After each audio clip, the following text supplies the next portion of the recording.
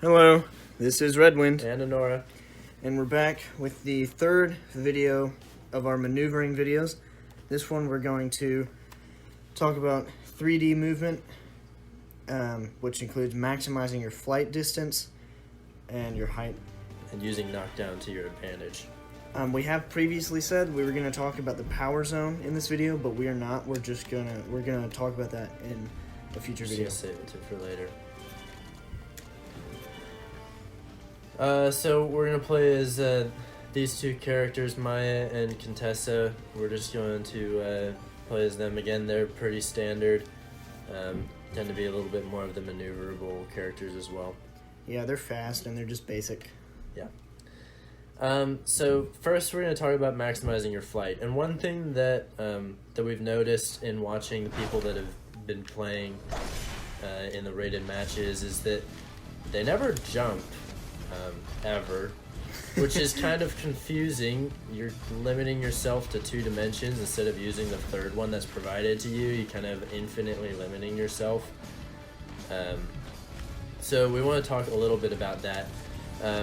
First off, we want to talk about just how to get as high as possible. If you look over here, I'm Maya, I'm on the left, this is me and Nora, and I'm going to talk first just how to get to maximum height off of the ground. So when you just tap X, or whatever your jump key is if you're playing on a computer or something, you go about yay high off of the ground. If you press and hold X, you're about that high, almost twice as high, maybe exactly, I'm not sure. But when you release and hold, you fly, and it kind of adds a little bit of an extra thrust upward. It does not maintain you at all, but it will extend your flight. So now, what feels kind of natural is to jump and then engage right about now. That's what we usually end up doing when we're playing, but that's not actually, it just feels most natural, but it's not actually the most efficient.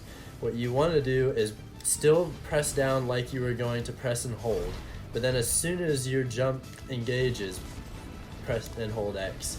You can see how I can lift myself all the way up over this rail here. And that, if I mess up even by a little bit, then I still have extra breathing room, whereas if I get complacent and do just what feels most natural, I cut it really close. And if you jump really well, you can even get up onto the very top here, although it's a little risky me trying to show it. Yeah, so there, because it's hard to do. It's pretty much perfect. So to show the exact timings of when I'm pressing X, I'm just going to say X whenever I hit it. X, X. And that's about the highest Contessa can get. X, X. And it's going to be like that with most people, but some people are just slower, so it might be a little bit different.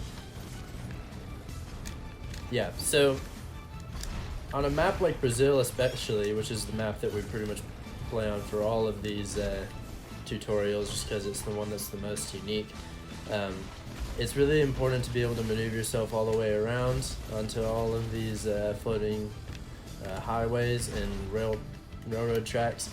And when you're flying between them, and also on any other map when you just have whatever reason you want to fly, you can dash once when you're in the air as any character, and that dash provides you the only real sudden burst of movement in any direction that you want. But it's important to note that it actually cancels your flight. Like, I am no longer flying. I'm still holding X though. My jump button. That's okay. That was a shock grenade that Redwind left. Yeah, sorry. That's fine.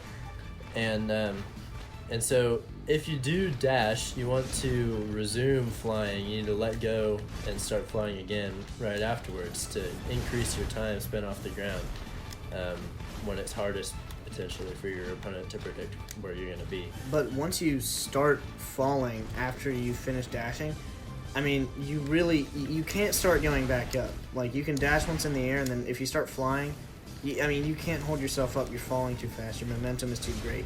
So the best thing to do is to wait to dash for as long as you can.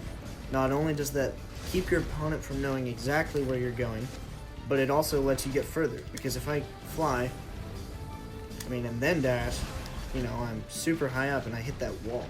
But if I just dashed right off the ground from over here, I can still kind of hit the wall, but I didn't get close to as high. It's a better example going back this way, because if I wait, I can actually get all the way there without a dash. But if I dashed right off the ground, I would barely even make it there. My toe just barely touches. In fact, sometimes I can't. Yeah, see? So you want to keep your dash as long as possible. Yeah, because your dash will stop your downward momentum. It'll carry you straight forwards, so you can kind of arrest your momentum for a short time. And then, so that's how to maximize your flight. You want to dash as late as possible. You want to begin your flying boost as soon as possible. And the second half of what we're going to talk about is using knockdown to your advantage. If you knock your opponent down, you got a lot of time to go and pick something up or start the loading animation of the power zone, or you can pick up an item, or even just run up to your opponent and charge yet another attack. So, like, if I can just come up here waiting for him to stand up and just hit him again and tack on a little extra damage. However it is, I may choose to use my advantage. You can also use yourself being knocked down to your advantage in certain circumstances. If I get knocked down, come hit me again right afterwards. Like, Yeah, so I think there's... We've struggled with this before, but I'll just just kick me. Now try to hit me while I'm down. So I can't take any damage while I'm on the ground. And likewise, I can't do anything while I'm on the ground if you knock me down again. Spamming actions, and I can't do anything. But this can actually be useful in certain circumstances. For example, there are high damage guns, high damage powers that you can avoid by being on the ground. For example, here I have a grenade launcher. So Contessa, where are you? Ah, there you are. So if I knock Redwind down, and he, whoops, okay. Stop moving. No, you can't direct hit with it. You just have to hit the ground. There you go. You can direct hit. I do all the time. So if I kept on shooting my shots because I thought he was going to spring back up, then I wasted those 2 shots because he laid on the ground and took the shots before he stood back up. So you can use it to your own advantage as well. So knocking somebody over isn't necessarily a good thing, although it's pretty rare that it's not helpful. Yeah, I mean, if I threw this fireball... Okay, he sprung back up, actually. But Well, I still dodged the first damage because you threw it before I could land. that is a good point. I would have been hit for a really solid amount of damage, 2.5 kicks worth of damage. No, 2.5 punches worth of damage. But instead, I just took minimal damage, the same that you get hit for if someone hits your shield while you're shielding. So, yep. Well, I think that's it for the 3D movement, and hopefully that's helpful and will increase your game into another dimension. So, Ooh. but until the next video, I've been Honora. I've been Redwind. We'll see you guys next time.